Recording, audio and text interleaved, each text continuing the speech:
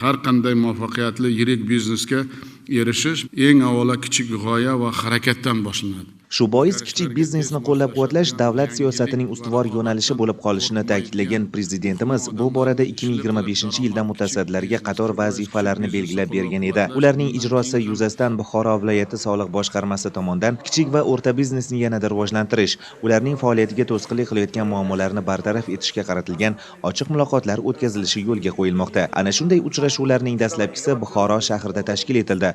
Soliq boshqarmasi rahbariyati hamda Savdo sanoat palatasining Buxoro viloyat boshqarmasi mas'ullari ishtirokida o'tgan ushbu uchrashuvda tadbirkorlar faoliyatida duch kelayotgan dolzarb masalalar muhokama qilindi. O'zimizga tegishli bo'lgan o'sha yechim topmayotgan masalalar va muammo takliflarimiz bo'yicha murojaat qildik. Bu uchrashuvdan biz juda mamnunmiz. Aynan o'sha tadbirkorlik masalasi bo'yicha qanaqadir masalalar bo'yicha oqsayotgan yoki o'zimiz masala yechib bo'lmayotgan masalalarga yechim oldik. Uchrashuvda kichik va o'rta biznesni yanada rivojlantirish, bu borada ushbu tarmoq vakillariga berilgan yengilliklar hamda soliq imtiyozlari, soliq organlari tomonidan yashirin iqtisodiyotni oldini olish borasida amalga oshirilayotgan ishlarga to'xtalilib, tadbirkorlarga mavjud imtiyozlar to'g'risida batafsil tushunchalar berildi. Hozirgi kunda eng dolzarb muammolardan biri bu o'sha ishlab chiqaruvchi tashkilotlarni qiynab keladigan aksiz solig'i bo'yicha savolim bor edi.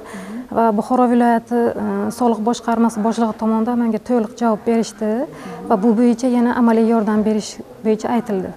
Muloqotda ishtirokchilarning soliq imtiyozlaridan foydalanish, tadbirkorlik faoliyatini kengaytirish, qo'shilgan soliq to'lovidan hosil bo'lgan summani boshqa soliq turiga o'tkazish va qaytarish, tovarlarni raqamli markirovka qilish kabi 20 dan ortiq muammolar hal etildi. Tadbirkorlar muammolarini o'rganishga qaratilgan bunday uchrashuvlar davom etmoqda. Madrahim Turdiyev, Abdulla Rajabov, Buxoro.